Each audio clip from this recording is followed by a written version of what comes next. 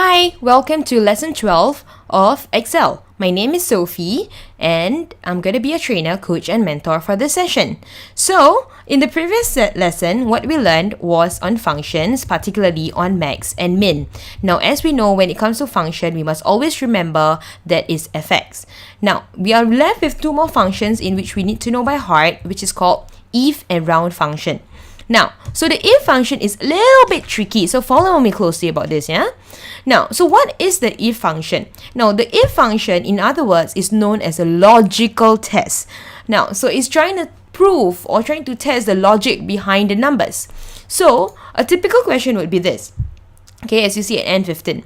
Enter a function at N14 that displays yes if N12 is greater than N13 and otherwise displays no. So you notice here is 90, here is 50. Now, what they're trying to say is this. If 90 is greater than 50, I would like you to display yes here. If it's not, I would like you to display no. So it's as simple as that. Now, the purpose behind this is for you to calculate, for example, if let's say the numbers keeps on changing to for example in business setting where they calculate the profit or loss in a certain company, the person in charge of the admin matters for that he or she doesn't have to always keep track of the sales and profit for the profit and loss because Excel automatically calculates whether it's a profit or loss. So how is this being done? Now, this is slightly confusing, but not to worry. If you follow me closely, you'll be able to get this, okay? Now, so first step, if let's say I'd like to enter a function at N14, my king should be at N14. Now, once it's there, I go to fx. Now, once it's fx, a box comes out. So what do I find here? If. So this is the same thing applies. So once I go to if, I click on OK. So this is a bit different from the past 6 functions that we have discussed. Now, so here is a logical test. Now, what is a logical test here? So it is derived from what we want in the question. So if the question says N12 is greater than N13, so very simply we type in the condition. It's just like a condition. N12 greater than N13. Now then we check. Is this correct? N12 greater than N13. Now if it's true, what do we type? We type in yes. Alright, now of course, check the spelling, capital letters and all that. Now, so I call this the first concept, yeah? Now, if it's false, then we type in no. Now, it's just a rule. Whatever that is the last word here, we just follow accordingly. Okay? Now, I'll explain the logic behind this later. So, once this is done, straight away I click on OK. Now, we get yes. So, now let's try to make sense out of this.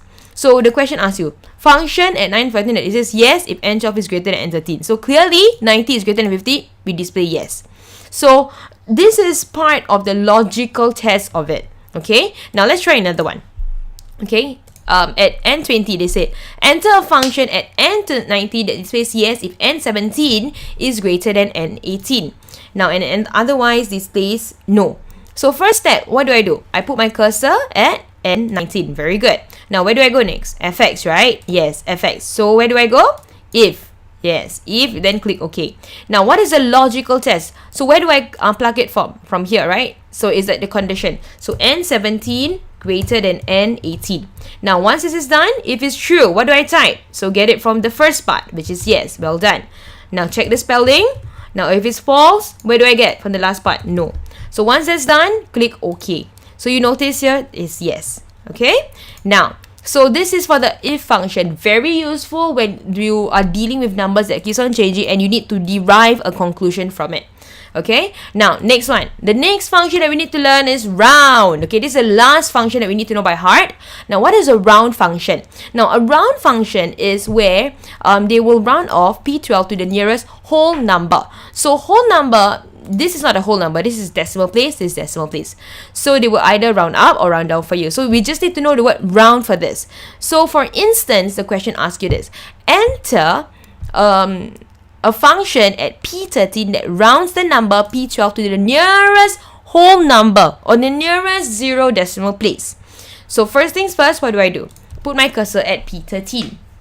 Now, once P13, go to fx because it's a function. Now, what is this function called? Round, right? Now, once I go to round, straight away I click on OK. Now, a box comes out. Now, what is the on top here? So, this is a very important rule. On top, they only recognize cells. So, don't put the digit, put the cell. So, the cell here is P12. Am I right? Now, however, you must not or never leave the answer blank below. Now, this is asking you what is a decimal place. So, what does the question want? To 0 decimal place, right? So, I type in 0. So, once it's 0, I click on OK. So, you notice here that this is rounded up to the nearest whole number. Okay? Now, so let's do another one. So, let's say at Q13, the question asks you, round the number at Q12 to the nearest whole number. So, first things first, okay, where do I go? I go to Q12, Q13, right? Now, where do I go next? Fx. After fx, what is this function? Round. Good. So, where's round? Selected the first one, click OK. Now, again, both top and bottom must be filled up. So, the top one is a cell. So, what cell is it? Q12. Now, what is the number underscore digit? Alright, there's a decimal place which is 0. So, once it's done, check again, both filled up, click OK. So, you notice that this is the correct answer. So far in this video, we have learned what is if and round function. Okay, very useful, and I hope you learned a lot. Alright, so thank you for watching.